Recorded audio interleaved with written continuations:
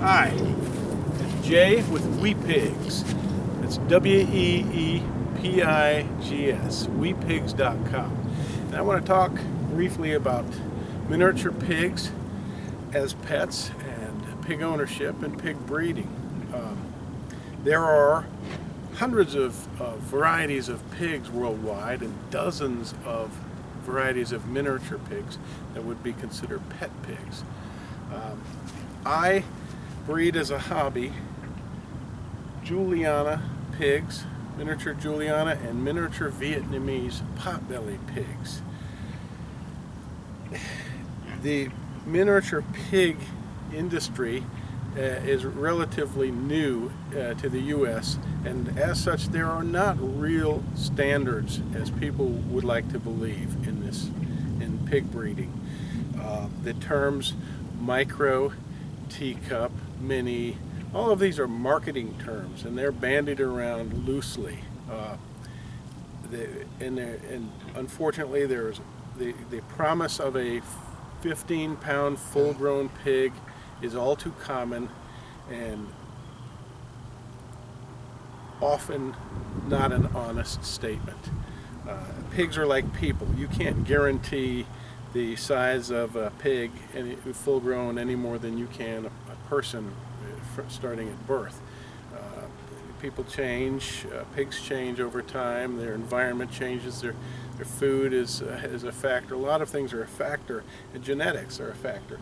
But a female that may have 8 piglets, or more or less, some of those piglets will mature to a much larger size than other piglets. So there's just really not a surefire way of knowing from the early stages what size pig you're going to end up with 3 years down the road.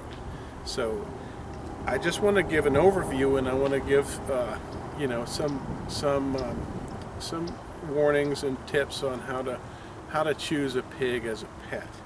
First and foremost, you want to find a reputable breeder and you want to go to the breeder. Don't mail order a pig. It's not that it's inhumane to ship a pig. I really don't have much of a problem with that, but it's just an unwise thing to do. You want to go to the breeder and you want to be able to ask personally a variety of questions while you are there in person witnessing the whole herd. You want to see every pig that this farmer or breeder owns so that you get a real sense of the true range of ages and sizes. And those are important questions to ask. What age is that pig that you're breeding there? And you want honest answers. I have all too many times I've had people come to me to buy their second pig pet. The first one having been, say, a pig that they purchased at a swap meet or a flea market for $50.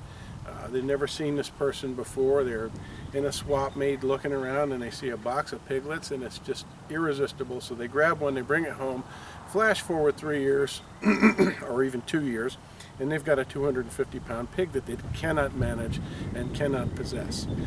So it's heartbreaking, and these animals end up sometimes being sold to people who slaughter them or end up being on hopefully a situation where someone can take them on a farm, but it's often hard to find homes for them once you're in this situation. And unless you are absolutely convinced that you have to have a completely miniature compact animal that's under 15 pounds, then don't worry about it. Why not get a medium-sized pig that's, say, the size of a small pit bull?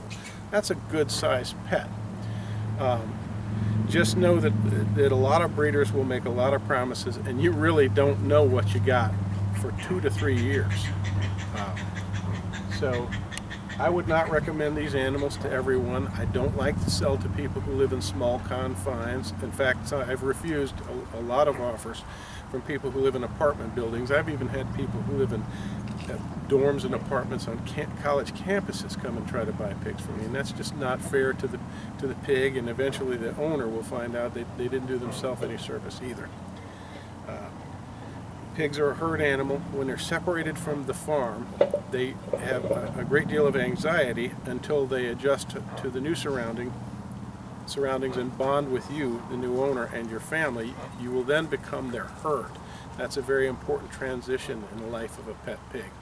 They are adaptable, and when they leave this herd, they can easily adapt and bond to your herd. Pigs can be destructive if they're not attended to, if they're not given plenty of attention and the proper bedding and food and water. They can easily destroy drywall and rip molding and tear up tile. So be mindful that this is an exotic pet with different needs than a puppy or a kitten. When you bring them home, they tend to be a very timid animal until they bond with you, and then they can be your best friend. It can be an enjoyable experience. I'm not endorsing it, and I'm not really trying to discourage people. I just want people to know the ins and outs of this. So there you go. I'll just give a few more tips and an overview in general of pig ownership and a lot of the questions that I get from people. It's a good idea to do your own research. While it's nice and important to be able to talk to a breeder, you want to do that after you've done your own research. Do your homework. There's a lot of available information on the internet. You can read and understand a lot about miniature pig pets before you even go to a breeder. That way you're not calling people like me. I'm a very busy person, and I have people that call me who've never read the first thing about pigs, and they want me to divulge all of this information in one phone call and take 20 minutes, 30 minutes out of my life because they don't have the time to read. Well, I don't really have the time to talk about that. Yes, I may like to sell them a pig, but I'd like them to be much more informed than that before calling me. It also alerts me to the fact that they're not the person who's interested in detail and the work of doing homework, so maybe they're not the right person to own a pig in the first place. The earlier generations of miniature pigs in the U.S., and particularly here in North Carolina where I reside, were a much larger pig. They grew to sizes around 250 pounds. That is still a miniature pig when you consider the fact that farm swine can easily reach 1,000 pounds if they're fed past market time. Market weight for a farm pig is about 250 pounds, whereas if you keep growing them, like I say, 800 or 1,000 pounds is easy. Therefore, 200 pounds is a miniature pig. The pigs that I breed, they range in size from about a Cocker Spaniel size, small to medium dog size, to a small pit bull or a very small compact lab. That's a good size for a pet. Pigs are very dense, so when you're talking weight with a breeder, understand that a 50-pound dog is going to be probably twice the size or stature as a 50-pound pig. Pigs are dense, round, hard little animals. They pack a lot of weight and they have very short legs. So if you have a 50-pound pig, that's a small pig. Don't just accept readily promises of a 15 or a 30-pound pig. That's actually a little harder to find than people will lead you to believe. Pigs eat pelleted food that you can find in a number of different stores. We have an Ace hardware store up the road that carries it. We have a farm supply store down the highway a different direction that carries it. You just have to look around and call people that are distributors for some of the larger feed companies and ask them to stock it if they don't. It's like I say, it's a pelleted pig food. Do not feed your pig farm pig food, or you're likely to fatten your pig up. Those foods are intended for weight gain for farm swine. If you do have to use that food, just use it very sparingly. Don't overfeed them. Pigs their requirements outdoors are very simple. A small enclosure for them to stay warm with a fresh bed of hay is sufficient, with a good roof that doesn't leak. You don't need to have a door that closes. They can go in and out. This is a lot better than they live in the wild, and they do very well. I wouldn't recommend having a pig indoors exclusively. Pigs are an outdoor animal, essentially, and if you give them plenty of outdoor time, they're likely to be much happier, much more content animals, and therefore much less demanding and destructive.